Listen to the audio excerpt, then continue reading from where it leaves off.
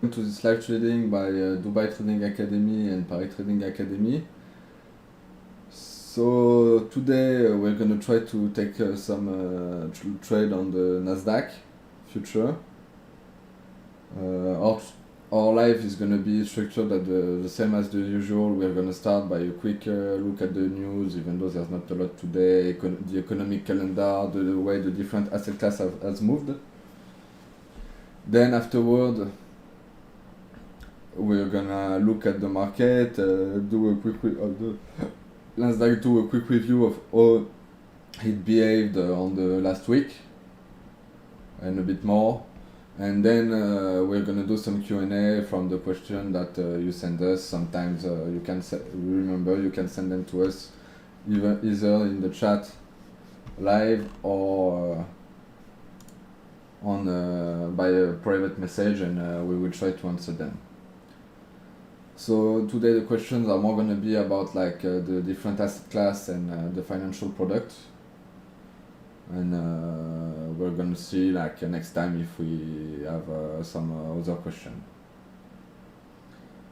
So as a quick reminder, this is not investment advice, it's purely for educational purpose. So anything I say is only my opinion and should clearly not be considered investment advice. Trade at your own risk. Even if you take position depending on what I say, it's your own responsibility, not mine. So let's start with the news. So like I said, there's not a lot of news for today. If we look at investing, basically not really a lot, but a lot of move on on the different asset classes. But mostly it's the main news is about like the optimism about the central bank hike rate policy. We had England Bank of England that said that had a positive inflation number, therefore people think they're gonna stop their rate hikes. We've got the Fed that has the US that had good inflation number and bad employment statistic, which then would tend to indicate that the rate hike is soon to be over, and several other news like that. So there's several indications that seems to indicate that the rate hike is over. Another important point was 2 days ago, so on Wednesday, was the meeting between President Biden and Xi Jinping, where they indicated that they were going to make they took several commitments to encourage collaboration between the two countries, so that also is a pretty good news for the world economy. So that's another one of the news we were watching, so that would be more optimistic. If we look at the weekly economic calendar, like I said, we had a lot of news this week. So let's take this week. It started with the federal budget balance that was slightly worse than expected, but way better than previous one. Then we had the unemployment rate in the UK, the GDP of the Eurozone. If we look at quarter to quarter, we lost 10 basis points since from last quarter. Then we had US core CPI and CPI, where we saw that not year on years, but on month to month, that actually CPI was better than anticipated. And if we look at the month to month for the year, we get to pretty close to the 2% inflation goal of the Fed. Then on Wednesday we had the Japanese GDQ, and some Chinese stat, but mostly we had French CPI, English CPI. We had European Eurozone trade balance, as well as core PPI, retail sale, oil inventories. Lots of statistics on Wednesday. On Tuesday we've got a jobless claim, where we can see that it was unexpected, as well as another cycle of tightening from the central bank, was basically sold for almost 50 billion of assets on the financial market. And then afterward, today we had the core retail sale in UK that all was unexpected, and Eurozone CPI that was the same as anticipated. Then today we had like building permits, housing start, and several. We have some member, Dali, member of the FMC, who speaks in 22 minutes, and the Atlanta Fed GDP in more or less 2 hours. So we will most likely have to wait until Dali speaks before we can enter position. So that's more or less all for the economic calendar. Let's see our watch list and how the asset behaved. So we can see that, remember, the future you see here have 15 minutes delay. So that's why it's not completely accurate and correlated with index that are actually in the right timing. So we can see basically that future are down, index like US future and US index are down. When if I show you here, you can see we are down, and quite a lot since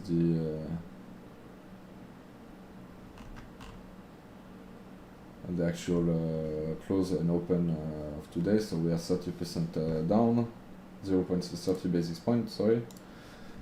If we look at European index, we can see that they're in the green, so that's kind of good for the day.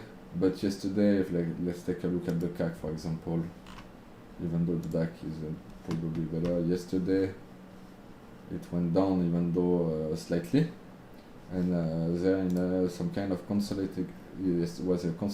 consolidating path before going up, because it's been a big move upward. The DAX are the same, the FTSE is the same, and Asia is dispersed. If we look at yield, we can see that yield have slightly increased, but still if we look at the US 10-year, it's 4.45, and before that we were like at almost at 5, so it's actually quite low. So if we look and compare to the indexes,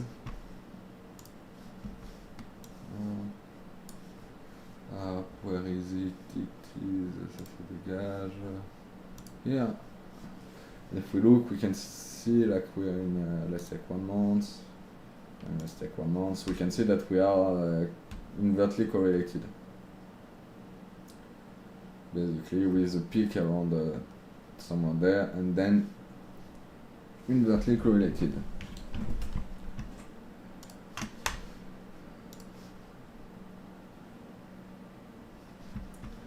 So that's for the bond. Like if we look at steers, mostly they're like in dispersed order, but not really that relevant. Yeah, the short-term future are not that interesting. If we look at the USD GPY, we can see that we are going away from 152. That was a key level that the Japanese, the BOJ, Bank of Japan, was supposed to defend, and we can see that they defended it. We are now at 149 and on the way down. If we look at Euro USD, we can see that we are climbing up. If you remember, we were at 1.4 not so long ago. Okay, maybe a bit longer, but in beginning of October we were at 1.45, and now we are at 1.86. And probably to continue to go up, start to think about like the goal. I think is 112, maybe a bit higher. even though now we can see that we are at already at a key level, then there's another one here and another one here. But I think we should go above this level. Once again, it's just my opinion, so I might be wrong, and for those of you who watch the live, you generally know I'm very often wrong, but that's the thing. If you give your opinion, you will be wrong sometimes. The only person who are never wrong are the person who don't have any opinion. If we look at the oil, we can see that we're still on the way down, even though we are going up today. Like if we look at the WTI, like we see we're up today, but yesterday we went all the way down. And if we look for a month, since basically since end of September, we've been on a downside downward trend. Same for the Brent. Since end of September, downward trend. So it's also good for the inflation and buying power of the consumer. Then gold, where basically the BRICS, after buying them for a good 10 years, have decided to try to stabilize it around 2000 in order to be able to create the money, to be able to buy their new money with gold. And so that's why it's stable around 2000, maybe at the lowest 1900, but it's mostly in that range. And that's because the BRICS, so Brazil, Russia, India, China, South Africa, are trying to maintain it at this price in order to be able to have a stable money to buy, asset to back their new money that they're gonna create, or if they decide to use one of them as a replacement for the dollar. So basically, knowing all that, I would tend to be more short today for several reasons, but mostly it's the way the different asset classes are moving. On top of that, if we look at, let's take the 30 minutes, I'm going to show you on the 30 minutes, it's going to be more clear. Since we've been going up, so 26th of October, we didn't really have a strong correction. Hence, I would expect the market to have one not so pretty soon. So that's basically what I'm expecting. That the market's gonna correct at least a bit for a while, and on top of that, the different way the market moves, it's gonna be for me a sign that we're due for a correction. Otherwise, if you look, we've actually been outside of the previous downtrend. You see, we were on a downtrend and we broke it. We now have higher highs than our previous highs, but we raised the previous highs, but we need to wait to see if our next low is higher, to see if we are in an upward trend or in a range.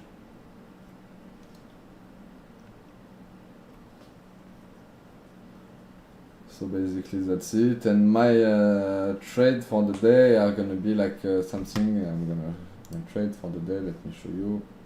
I'm gonna put it here, even though it's something well, not like that, but something more like that. I'm not sure about the risk reward and everything, but yeah, something like that, like a short. Because I'm not that, like I said, I'm not confident the market is gonna still go up. I think we are due for some kind of correction. So that's basically all for it. We see we've just reached this level of resistance, and it holds. We can see it's pretty strong, but we're gonna see when the market come back or the market's behaving, because it's for me pretty likely that the market's gonna come back and try it again, probably even manage to break it.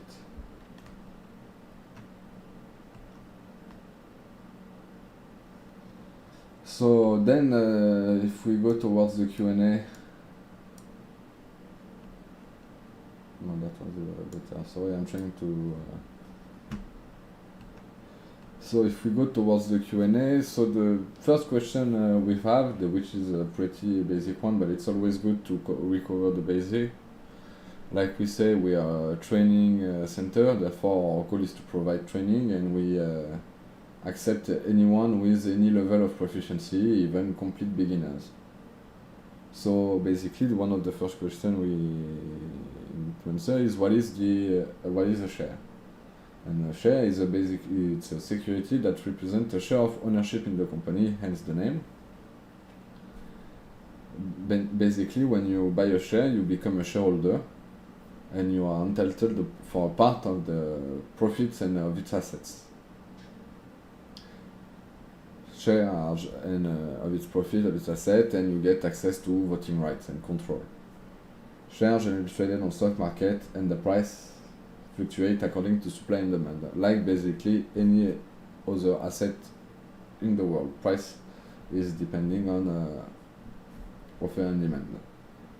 That's why the price on the market is moving. It's because of the variation in the amount of offer and demand at any given time. So then another question is, what is a bond? So bond is basically debt. It's a debt title. It's issued by a company, a government, a municipality, or a region.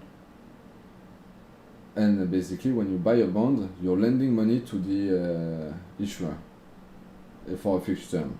And in exchange, this issuer agrees to give you, to repay you the amount on a specified debt plus interest that are called coupons at a predetermined rate. Bonds are very often considered safer investments than equity because they generally offer fixed interest and are repaid in case of bankruptcy. They are paid before the shareholders. Basically, it's in order in case of bankruptcy, the company is to pay the government, then the employees, then the creditor, the debitors, and then the shareholders. Therefore, the shareholders very often don't have any money left. Basically, that's also why it's called a bankruptcy. It's a bankruptcy. Therefore, bonds are generally less risky, but some bonds can still be risky. For example, at the time you could lend money to the Salvador, and the Salvador was very close to default. You can lend money to Venezuela, and it's still possible they default and you don't get paid. Or you can lend money to Russia, and Russia can decide that they're not going to repay you because they want to go at war with everybody. So there's still risk on bonds.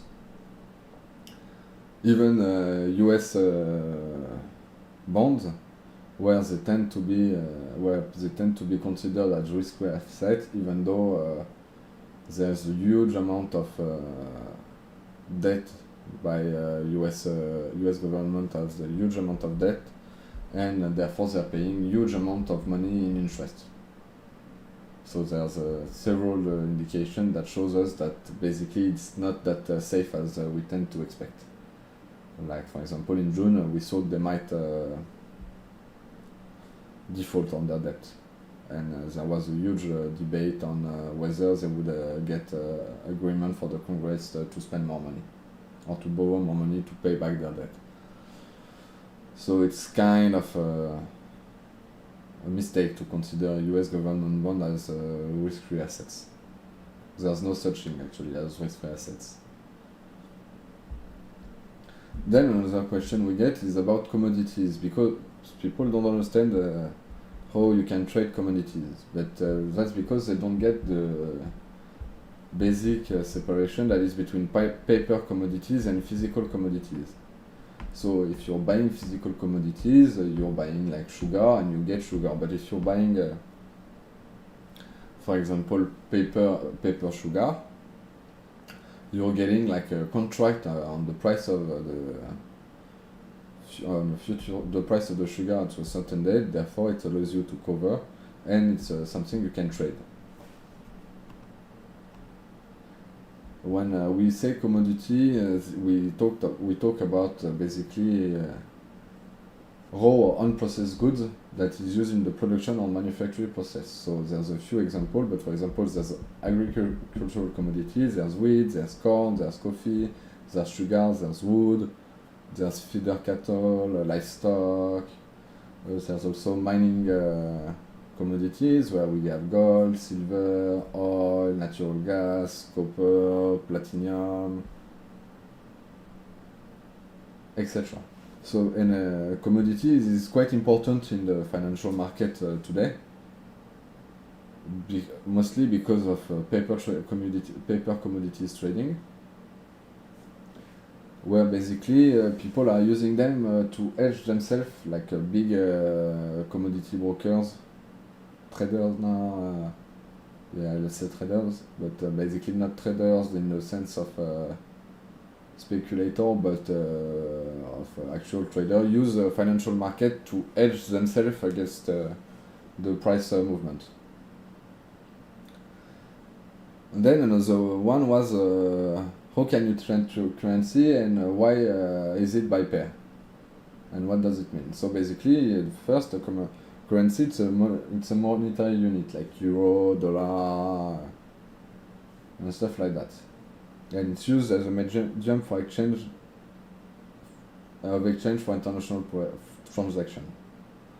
And mostly the currency are exchanged on the financial markets, on the foreign exchange market, the forex, which is one of the world's largest financial market with bonds market, even though it's slightly less famous and less used.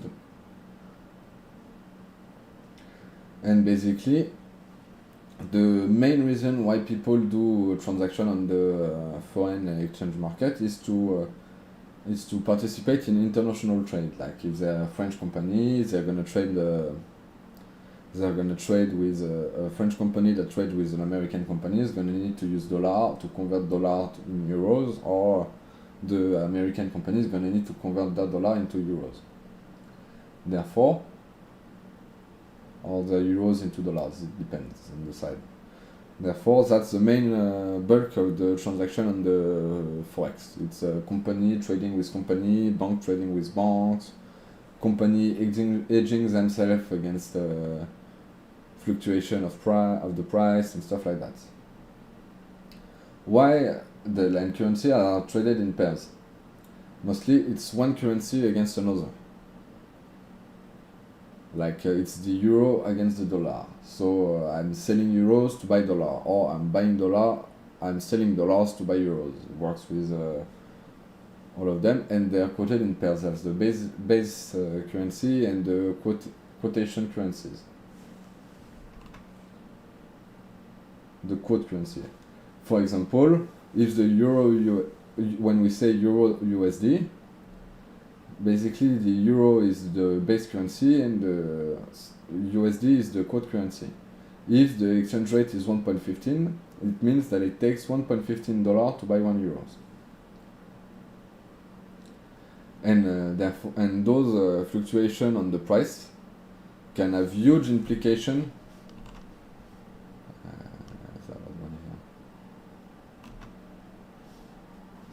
On the international trend, investment, and global economy.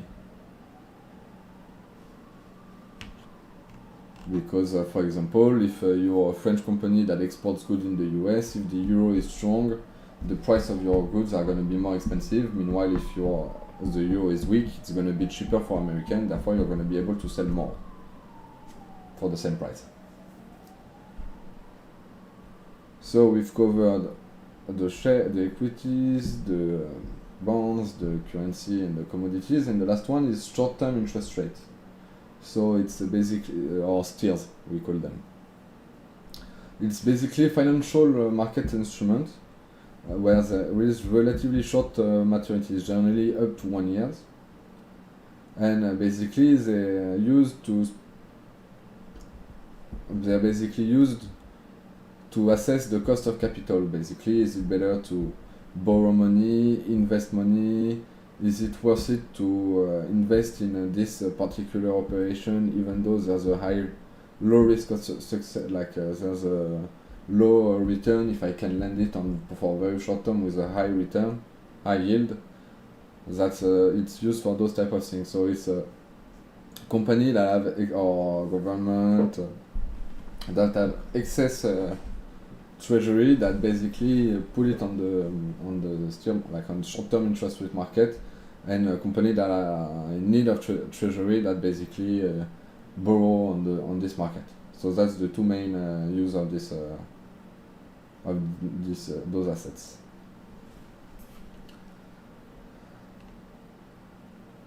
Then, so now I've covered basically all of the different financial asset classes,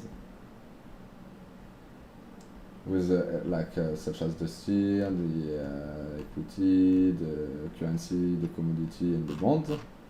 So now I'm gonna have a short part about derivative product. So to understand derivative product, you need to understand there's like two main type of product on the financial market. There's what we call with that are product with immediate delivery that we call spot, or the spot market. It's basically I buy something and I get it delivered today. Like if I buy a share, I want my share today. Or if I go to some foreign exchange bureau and I buy some dollars, I'm gonna get the currency immediately. But there's also products that where you can get the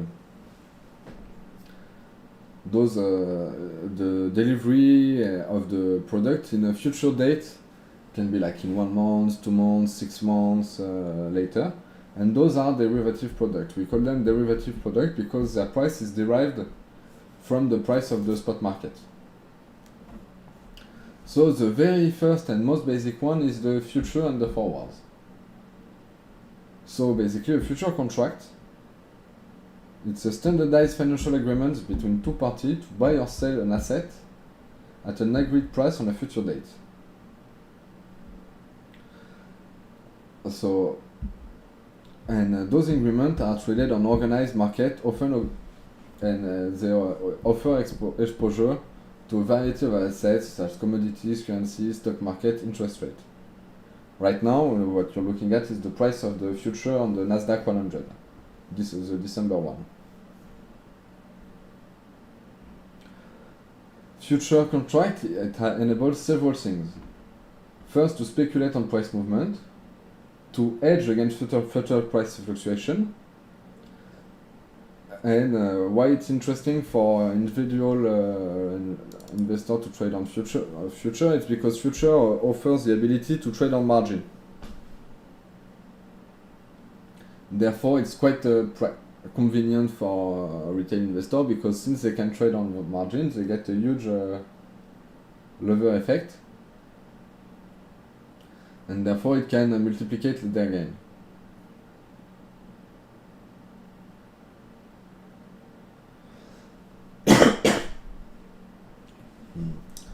Sorry, I'm slightly sick. So I just explained to you what are future, so now let's look at forwards.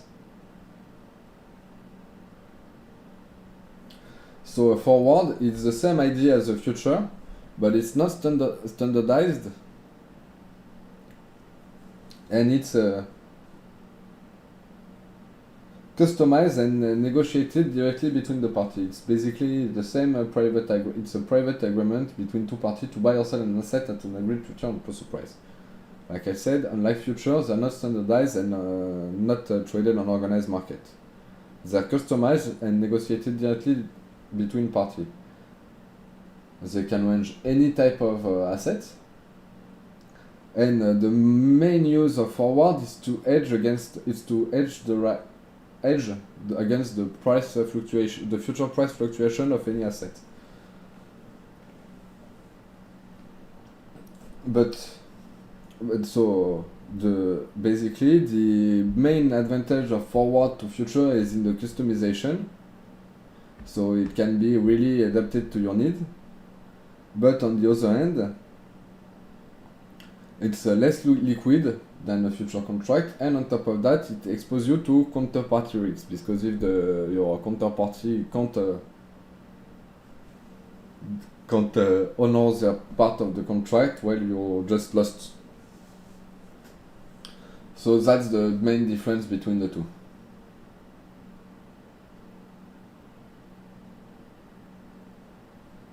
Between forward and future. Then there are options. Vanilla and exotic. Today we are just going to talk about vanilla in a short way because it's a quite difficult topic. And we're going to talk about it quickly.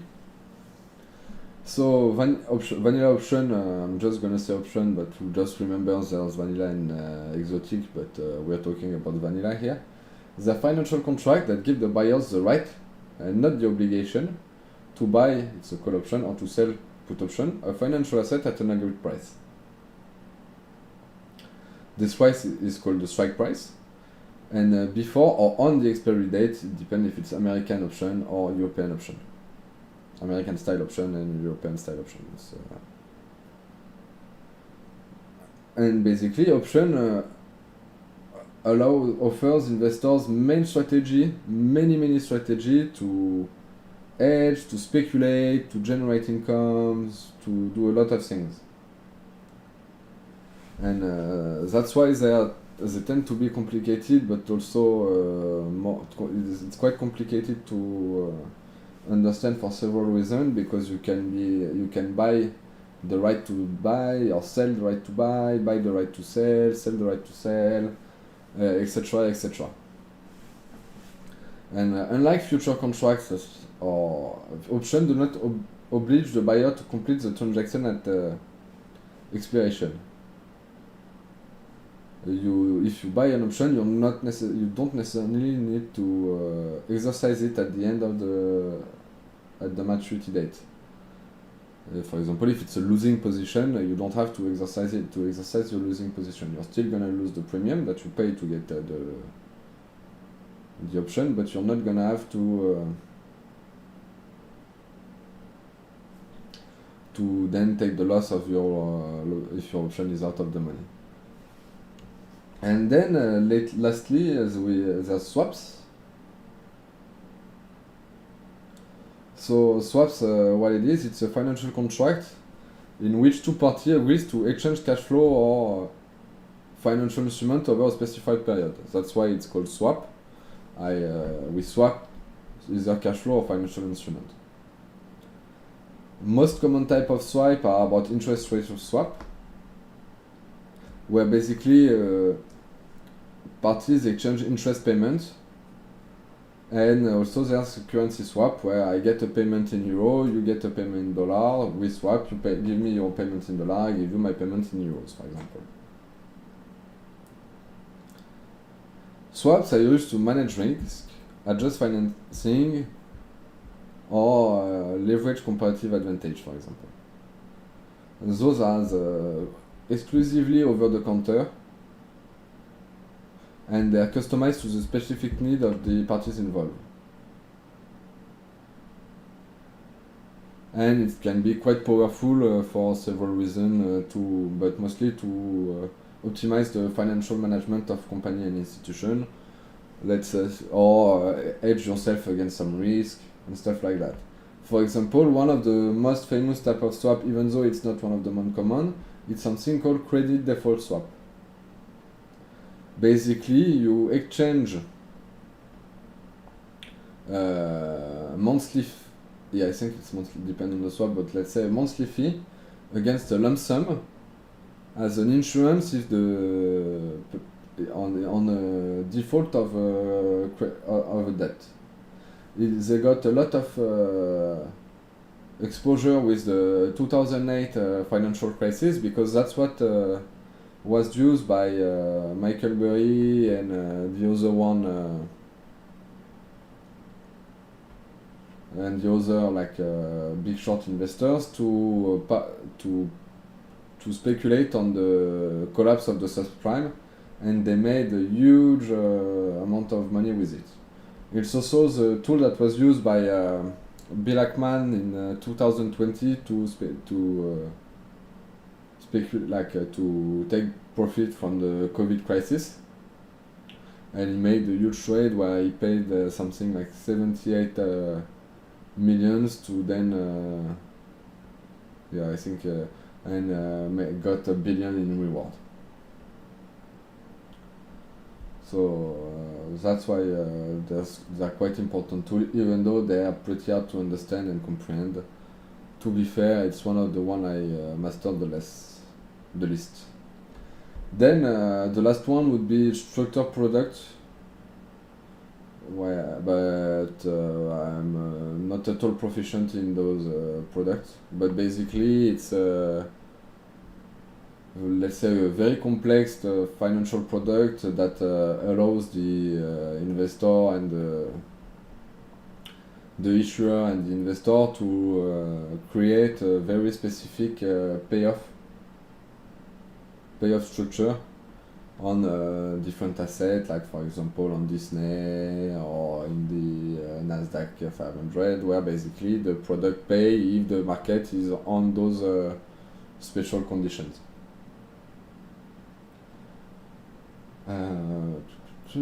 So looking at the market while I was talking with you, I don't think we're gonna have a lot of opportunity until the market until I end this live.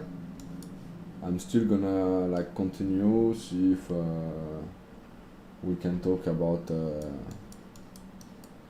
anything. So now basically I'll read that basically we needed too short is still quite good. Let's see if it continues to be reliable. So far I'm confident, but it's not at any price level that interests me. It was there before the market opened, but since the market closed, or since the market opened, I closed my position. Otherwise, I could have made several profit, but you should never trade when the market open, because very often there's a very strong impulsion in either side, and you can very often just get taken out of the market. So it's not necessarily good. It's actually a bad idea to be in the market when the market opens.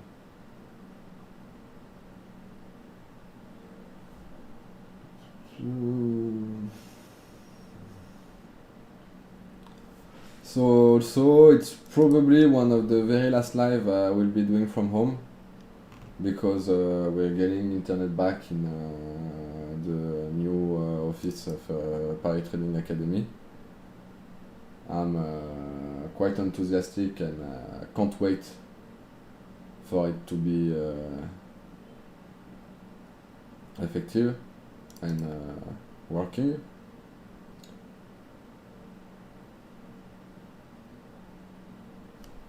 And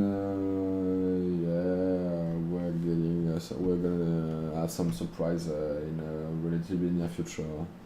Also as a reminder, we're a trading training center. So we teach people how to do some trading.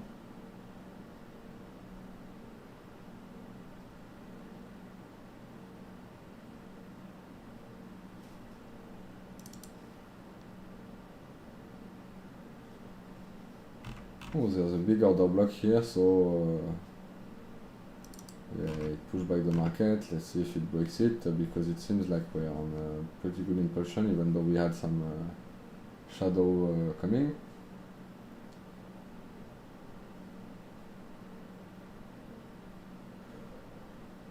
But yeah,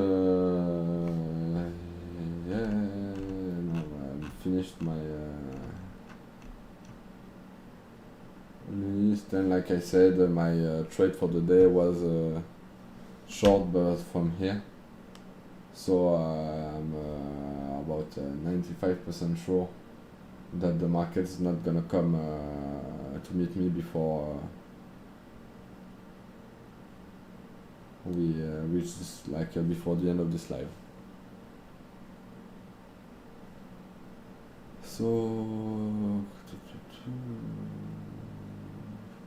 So yeah, as a quick reminder of our training offers. So we've got 3 training offers that are now available in French and in English. The first one's called the initiation, the second one is called the perfectionment, but I don't think it works in English, but improvement improvement, let's say. And the last one is the expert. So the initiation, it's 1 week. It covers most of the theoretical knowledge that is needed for trading. So we are going to talk about financial market, financial assets, financial product, technical analysis, fundamental analysis, risk management, psychology, some famous winning strategy on the financial market, the depth of market or the order book, stuff like that. Then the improvement have the same first week than the initiation, and after that we put 1 week of practice. There's 1 more week of practice, so it's 2-week session where we add some with some exercise where we teach you to write trade plan, make you write trade plan, try to execute to take the trade, etc., etc. Then there's the practice, like I said, exercise, technical analysis exercises, fundamental analysis exercises as well, stuff like that. Then after that, we have the expert, where basically the first week is the same as the improvement of perfectionment, where we have first week of theoretical knowledge, second week of practice, the third week of practice where we start to teach you to be more and more autonomous. And then on the last week you have a 2-week evaluation where you have kind of like a Profium challenge where you have 10 days of trading with basically you have 10 trading days to do a profit, to reach a profit goal, and with a loss, not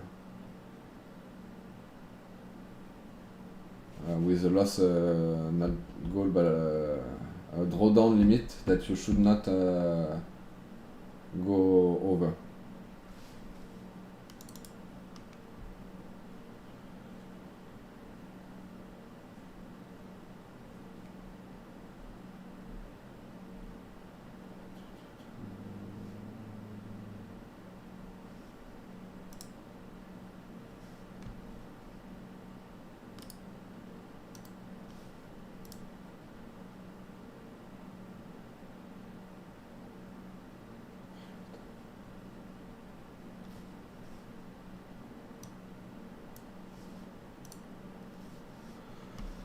So yeah, that's basically most of it. Yeah, fuck my life.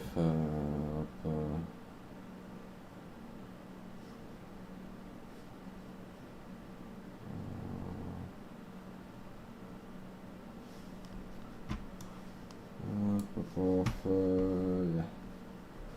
So I'm out. So